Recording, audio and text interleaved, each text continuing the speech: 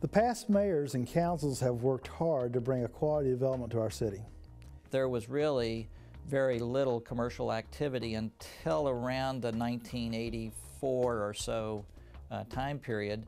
Village Creek was the first commercial activity that was there in Highland Village. I was driving by on 407 with my wife and my kid, and my wife commented as we drove by Highland Village Road intersection with 407 that somebody ought to buy that corner and build a shopping center. Here we were driving all the way into Louisville for a hamburger, you know, basically. Highland Village was very unique, as it still is. There was not a whole lot here. Other than a business in someone's home, maybe the Doubletree Ranch and the activities, the picnics and group meetings that they had there.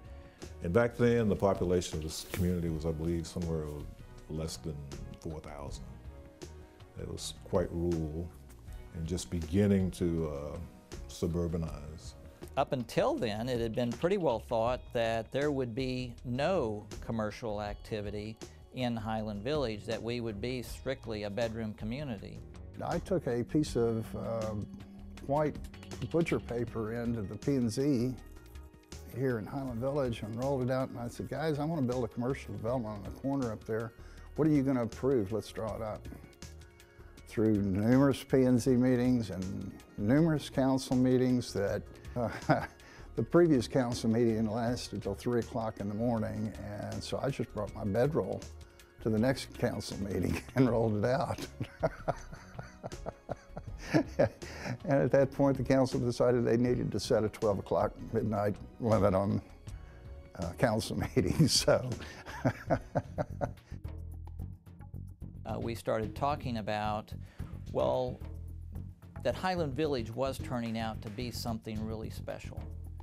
And so whatever we built, when someone would look at Highland Village, they should get that feel. They should be able to have a characteristic look that said there is something special going on in Highland Village. We had high standards in the residential developments, and of course we're part of Louisville School District, so the school district had high standards for their part. And when it came to retail or non-residential development, we wanted to be special. From that, we started developing some development standards of roof lines and construction materials, landscaping, these sort of things that would give guidance to developers to say, hey, this is something we want and we think is important to us to meet this minimum standard. The council, mayor and council and city manager at the time decided they wanted to come up with an ordinance that put those special and maybe above standard requirements in place. And it was affectionately called the Look and Feel Ordinance. Look and Feel Ordinance was the ordinance that was in place when we began looking at development, and it helped us decide who could come in and who could not come in. If they could meet the standards we had in the Look and Feel Ordinance, which was very stringent, then they would be the people that we could work with. That really started taking off, as I said, in the late 90s and early 2000. At that time, though, we were starting to recognize that there could be development down at the 2499 and FM 407 intersection, and that it had some issues, though. Two of the biggest issues were economic development and the development of the road, FM 2499. And they actually took place in reverse order. The first issue was the road, because without the road we could not have done the economic development. 2499 was a very high conflict issue here in the city, yet it had been the vision of elected officials for a decade prior to it coming to fruition. I knew that it's what was going to be necessary to open up economic development and for businesses to come. The highway department was doing anything and everything they could to get a road out of basically the airport all the way up to Denton. And nobody was cooperating. Flower Mound wasn't doing anything, Highland Village wasn't doing anything. So we wanted to take the tax burden off of the citizens and make us competitive with surrounding cities. And the only way to do that was to bring economic development. And the only way to bring economic development was to have a corridor. Eventually, I paid for a survey of all the land out there, all the way through the S-curve, to where we had something we could lay on the tabletop and discuss where 2499 would cross. That's kind of how 2499 got worked out. And today we have an excellent highway going through Highland Village with traffic lights, and they're still, I believe, working on developing the landscaping. So once we got the road cleared to come in, then we moved to economic development. We needed a vision. One thing we knew for sure was that we did not want it to develop piecemeal. Over the last 20 years, if you lived in Highland Village and you drove down 407, and it was always so pretty seeing those Black Angus cattle laying out there, and all you season around, you see this big old tree standing out here, and myself and Sue Thompson received a phone call from the property owner out that used to own all this, who was Jimmy Fagan.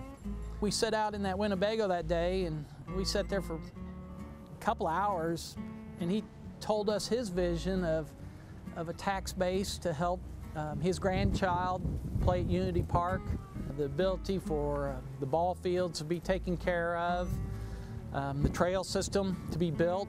He provided that vision that day, what he wanted to see potentially this land out here happen with it. He turned to me and he kind of gave me a challenge. Mike, how are you going to take this back to council? How are you going to make my vision happen? And I told him, I said, well, Jimmy, your vision and the vision of council are very similar. The council and yourself are wanting to see the growth and development for the amenities for the community.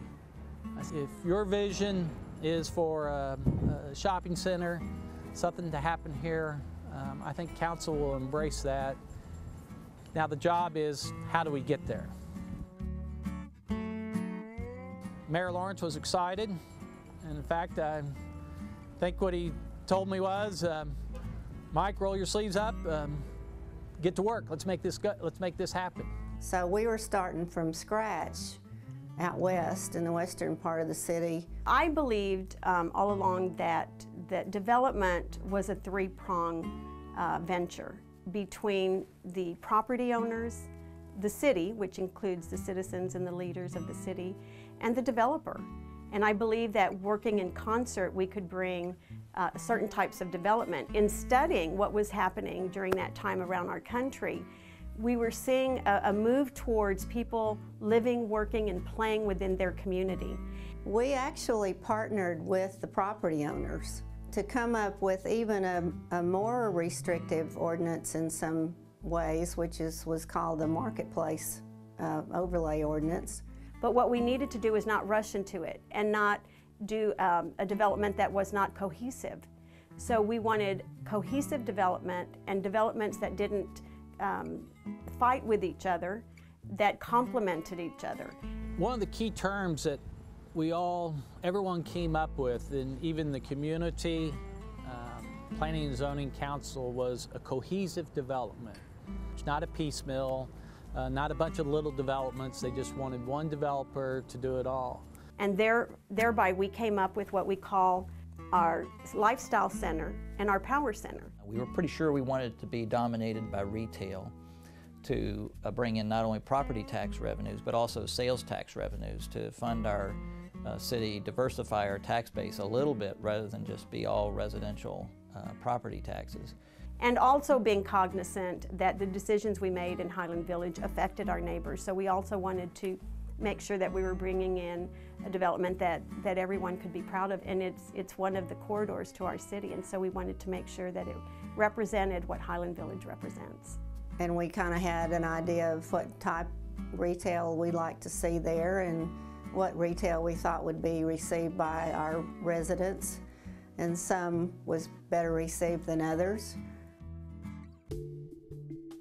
Walmart initially wasn't wanted not only by the residents, it wasn't wanted by the city council either, but we knew that we had to do something different if Highland Village was going to be able to survive in the future. As the city was developing, what I learned very quickly was that the citizens were very passionate about their views on Highland Village and the vision that they all had for it. And the reason we didn't want Walmart is the same reason the community initially didn't want Walmart, because they didn't like the big blue box. And believe it or not, that is what Walmart presented us with the very first time we met with them. A great big blue box and a lot of open spaces and a gas station out in the middle of nowhere. They knew they first had to come to the table meeting our marketplace overlay, which was written not for a 200,000 square foot building. It was not written for that type of big box. So they really had some challenges that they had to do. But fortunately, the council said, no, we can't go with that. We're going to need something different. This is, after all, Highland Village. The developers at the very beginning said, no, we don't build trails. Retailers don't build trails and sidewalks and connectivity for retail. And we said, well, for Highland Village, you will build trails. You will build it to what we want, or it's not going to happen.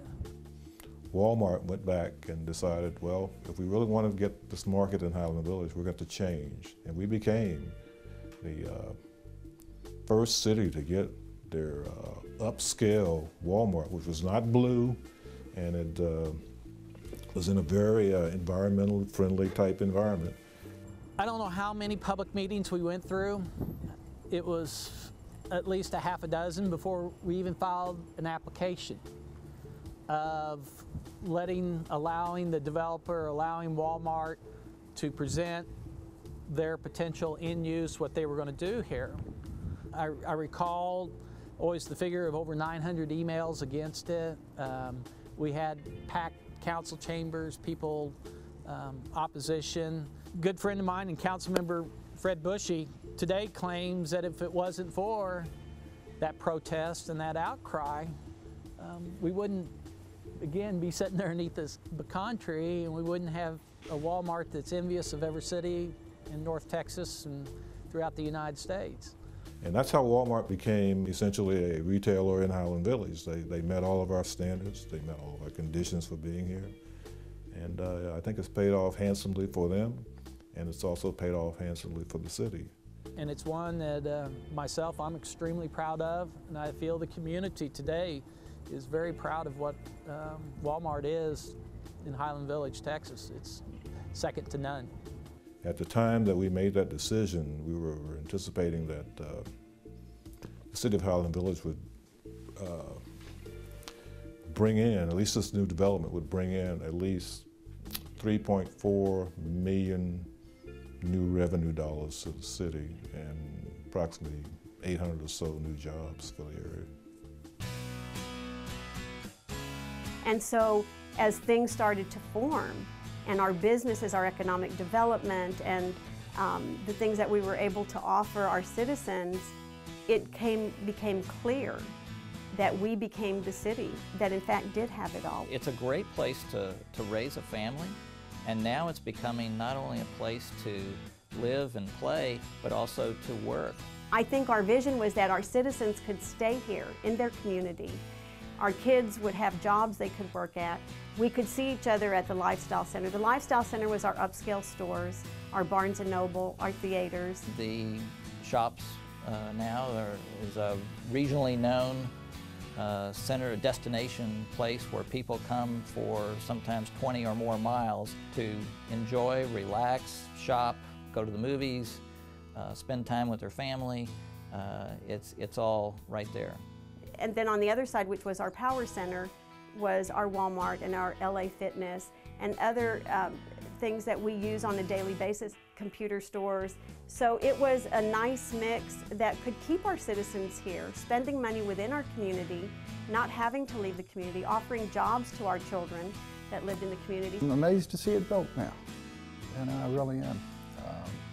And I think the quality developments that Highland Village got out of it on the north side there. Just got to show what good planning can do. Now it's our mission to promote the businesses we have so they can thrive in our community. And we're fortunate that we have a superior demographic profile here, as well as a vibrant local economy. But there's a lot of things we did in previous years that have really positioned us to be where we're at now. We had a very deliberate approach to establish the position that we're at now. We established policies to maintain certain reserve balances.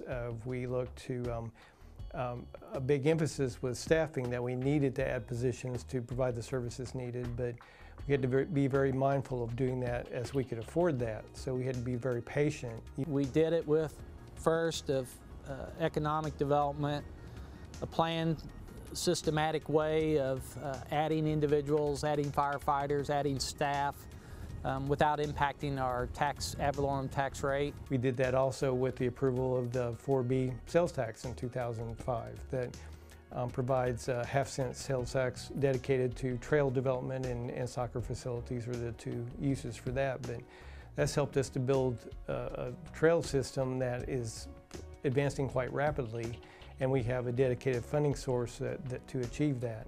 And now we can all sit back and enjoy the fruits of the labor. There's still things to be done, but I think all in all, it goes back to saying that we as a city have it all.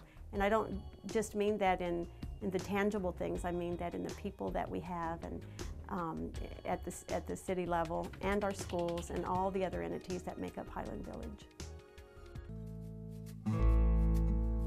The future for Highland Village and economic development is one sense way very exciting and a challenging opportunity. We're working to encourage our residents and the shopper of the region to choose Highland Village. We still got one cool, neat, top secret Whole Foods getting ready to come in. We're in the process with them. Long term, 10 years out, what is the future of economic development? It's our east side. Selmeyer, redevelopment, the opportunities down there. We still have some infill that's going to be some unique opportunities. I think the opportunities in there of the redevelopment of our older residential areas. I think there's some real opportunities to grasp a character and a uniqueness that really makes us shine in Denton County and North Texas. So I think as big and as grand as what we've done here at this intersection, I think we could almost duplicate it in other areas of the community, but just on a different format. Just go. Dude, go. It's your turn. No, go. What am I supposed to say? It's the 50th anniversary. Oh, happy 50th anniversary, Highland Village. And may your next 50 be happy, happy, happy. Is that good enough for you? Well, yeah. Okay, good. God.